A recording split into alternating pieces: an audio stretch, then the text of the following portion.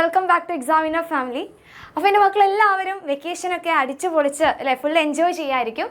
അപ്പോൾ ഇനി നമ്മുടെ മുന്നിൽ തികച്ചും ഒരു മാസം കൂടി ഉള്ളൂ നമ്മുടെ വെക്കേഷൻ എന്ന് പറയുന്നത്. അത് കഴിഞ്ഞാൽ നിങ്ങളെല്ലാവരും പുതിയൊരു ക്ലാസ്സിലോട്ട് പോവുകയാണ്, പുതിയ കുറേ കാര്യങ്ങൾ പഠിക്കാൻ വേണ്ടി പോവുകയാണ്. അപ്പോൾ നമുക്ക് കുറേ ചാപ്റ്റേഴ്സ് പഠിക്കാനുണ്ട് അല്ലേ.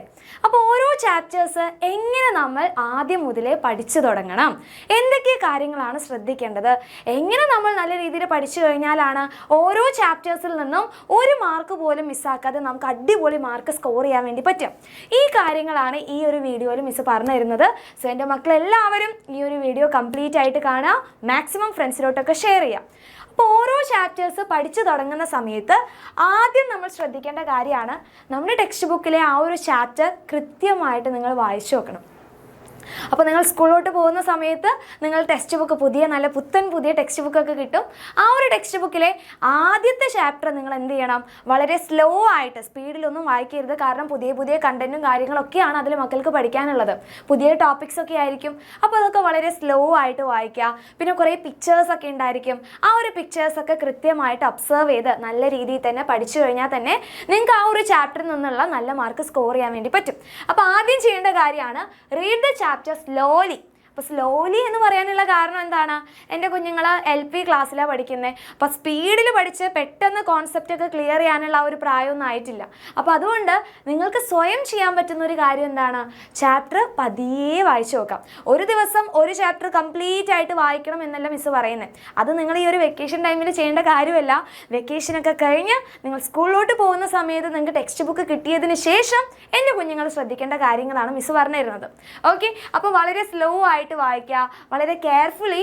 ഒരു പേജ് ആണെങ്കിൽ കുഴപ്പമില്ല, നിങ്ങൾക്ക് എത്രയാണോ വായിക്കാൻ പറ്റുന്നത് അത്രയും കാര്യങ്ങൾ കൃത്യമായിട്ട്, ഒരു കള്ളത്തരം കൂടാതെ കൃത്യമായിട്ട് എന്ത് ചെയ്യുക, മക്കൾ വായിക്കുക. ഇനി നെക്സ്റ്റ് ചെയ്യേണ്ട ഒരു കാര്യമാണ് underline or highlight new words. അപ്പോൾ നമ്മൾ പുതിയ ചാപ്റ്റേഴ്സ് അല്ലെങ്കിൽ പുതിയ ടോപ്പിക്സ്, പുതിയ കോൺസെപ്റ്റും കാര്യങ്ങളൊക്കെ ആയിരിക്കും ആ ഒരു ചാപ്റ്ററിലൂടെ നമ്മൾ പഠിക്കുന്നത്. അപ്പോൾ അതിൽ നിങ്ങൾ പുതിയ വേർഡ്സും കാര്യങ്ങളൊക്കെ പരിചയപ്പെടും.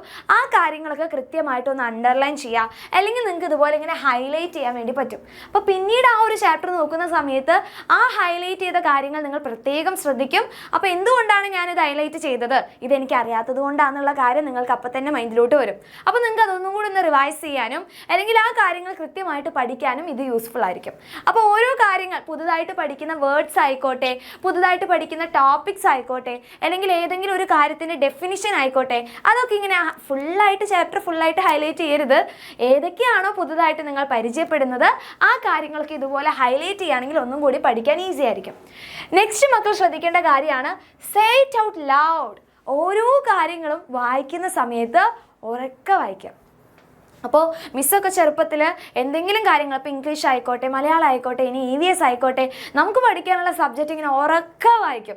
അപ്പോൾ ഉറക്കെ വായിക്കുന്ന സമയത്ത് നമ്മൾ വായിക്കുന്നതിൽ എന്തെങ്കിലും തെറ്റുണ്ടെങ്കിൽ ഇപ്പോൾ അമ്മയായാലോ അച്ഛനായാലോ ചേച്ചിയായാലോ ചേട്ടനായാലോ അവരൊക്കെ കേൾക്കും. അപ്പോൾ കേൾക്കുമ്പോൾ ആ തെറ്റുകൾ തിരുത്താൻ വേണ്ടി പറ്റും. അപ്പോൾ നമ്മൾ വളരെ പതുക്കെ ഉള്ളിലിങ്ങനെ വായിക്കുകയാണെങ്കിൽ, മൈൻഡ് റീഡ് ചെയ്യുന്ന ഇങ്ങനെ, അതായത് ഒച്ചത്തി വായിക്കാതെ പതിയെ വായിക്കുന്ന മക്കളുണ്ടെങ്കിൽ നമ്മൾ ചിലപ്പോൾ തെറ്റുകളായിരിക്കും വായിക്കുന്നുണ്ടായിരിക്കും, പക്ഷേ വേറൊരാൾക്കത് അറിയാൻ പറ്റില്ല. അപ്പോൾ നിങ്ങൾ ഉറക്കെ വായിക്കുകയാണെങ്കിൽ അത് ചുറ്റുമുള്ള ആൾക്കാർക്ക് കേട്ട് കഴിഞ്ഞാൽ എന്തെങ്കിലും തെറ്റുണ്ടെങ്കിൽ അത് നിങ്ങൾക്ക് പറഞ്ഞു തരാനും പറ്റും. അപ്പോൾ നിങ്ങൾ വായിക്കുന്ന കാര്യങ്ങൾ ഒച്ചത്തിൽ വായിക്കുക. അപ്പോൾ ഒച്ചത്തിൽ വായിക്കുമ്പോൾ പെട്ടെന്ന് അത് ബ്രെയിൻ ക്യാച്ച് ചെയ്യും. അപ്പോൾ അത് നിങ്ങൾക്ക് പഠിക്കാൻ വളരെ യൂസ്ഫുൾ ആയിരിക്കും. നെക്സ്റ്റ് ശ്രദ്ധിക്കേണ്ട കാര്യമാണ് do the exercise at the end. നമ്മളെപ്പോഴും മിസ് ഔട്ട് ചെയ്യുന്ന ഒരു കാര്യമാണ്, ഓരോ ചാപ്റ്റേഴ്സ് കഴിഞ്ഞാൽ ആ ഒരു ചാപ്റ്ററിൻ്റെ അവസാനം നിങ്ങൾക്ക് കുറച്ച് പ്രോബ്ലംസ് ചെയ്യാനുണ്ടായിരിക്കും അല്ലേ, കുറച്ച് ക്വസ്റ്റ്യൻസ് ഉണ്ടായിരിക്കും. അപ്പോൾ ആ ഒരു ചോദ്യങ്ങളൊന്നും നമ്മൾ സാധാരണ ആൻസർ ചെയ്യാറില്ല. പക്ഷേ എൻ്റെ കുഞ്ഞുങ്ങൾ എന്ത് ചെയ്യണം, ഓരോ ചാപ്റ്റേഴ്സ് പഠിച്ചു കഴിഞ്ഞാൽ ആ ഒരു ചാപ്റ്ററിൻ്റെ അവസാനം നിങ്ങൾക്ക് കുറച്ച് വർക്കൗട്ട് ചെയ്യേണ്ട കുറച്ച് ക്വസ്റ്റ്യൻസ് ഉണ്ടായിരിക്കും. ആ ക്വസ്റ്റ്യൻസ് ഒക്കെ ഒന്ന് ആൻസർ ചെയ്ത് നോക്കാം. ആ ഒരു ക്വസ്റ്റ്യൻസ് ആൻസർ ചെയ്യാൻ വേണ്ടി പറ്റിയിട്ടുണ്ടെങ്കിൽ നിങ്ങൾക്ക് ആ ഒരു ചാപ്റ്റർ ക്രിസ്റ്റൽ ക്ലിയർ ആയിട്ട് മനസ്സിലായി എന്നാണ് അർത്ഥം. കാരണം ആ ചാപ്റ്റേഴ്സിൽ നിന്ന് മക്കൾക്ക് ചോദിക്കാൻ സാധ്യതയുള്ള ചോദ്യങ്ങളാണ് ലാസ്റ്റ് ആ ഒരു ചാപ്റ്ററിൽ ചോദിക്കുന്ന ക്വസ്റ്റ്യൻസ് എന്ന് പറയുന്നത്. അപ്പോൾ ആ ഒരു ക്വസ്റ്റ്യൻസ് നിങ്ങൾക്ക് എല്ലാവർക്കും ഫുൾ അടിപൊളിയായിട്ട് ആൻസർ ചെയ്യാൻ വേണ്ടി പറ്റിയിട്ടുണ്ടെങ്കിൽ ഫുൾ കോൺഫിഡൻസോടെ മക്കൾക്ക് പറയാൻ പറ്റും ആ ഒരു ചാപ്റ്റർ നിങ്ങൾ കൃത്യമായിട്ട് പഠിച്ചിട്ടുണ്ട് എന്നുള്ള കാര്യം. ഓക്കെ, അപ്പോൾ ഇത്രയും കാര്യങ്ങളാണ് നിങ്ങൾ മെയിനായിട്ട് ശ്രദ്ധിക്കേണ്ടത്.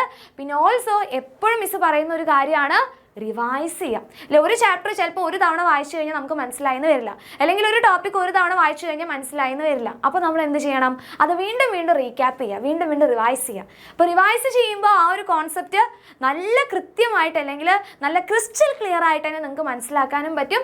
പിന്നെ നിങ്ങൾക്ക് ആ ഒരു ടോപ്പിക്ക് ഈസി ആയിട്ട് എക്സാം ടൈമൊക്കെ ആകുമ്പോൾ ഒന്ന് ജസ്റ്റ് വായിച്ചു നോക്കിയാൽ തന്നെ പിന്നെ നിങ്ങൾക്ക് വേഗം മനസ്സിലാക്കാൻ പറ്റും. അപ്പോൾ റിവിഷൻ എന്ന് പറയുന്നത് ഈ ഒരു പ്രായത്തിൽ നിങ്ങൾക്ക് ഇമ്പോർട്ടൻ്റ് ആയിട്ടുള്ള ഒരു കാര്യമാണ്.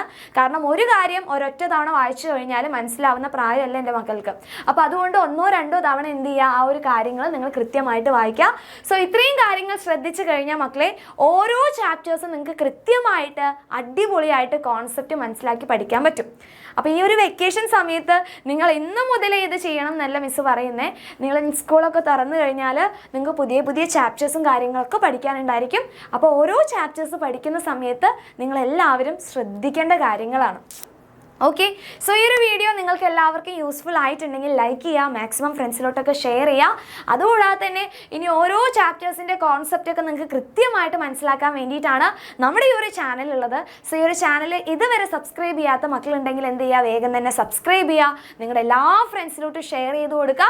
അപ്പോൾ നമ്മളെല്ലാവരും ഒരുമിച്ച് അടിപൊളിയായിട്ട് തന്നെ പഠിച്ചു തുടങ്ങും. സോ എല്ലാവർക്കും ഓൾ ദ വെരി ബെസ്റ്റ്. അപ്പോൾ വെക്കേഷനൊക്കെ ഫുൾ അടിപൊളിയായിട്ട് എൻജോയ് ചെയ്യുക. അപ്പോൾ നമുക്ക് അടുത്ത വീഡിയോയിൽ കാണാം. Love you all. Bye bye.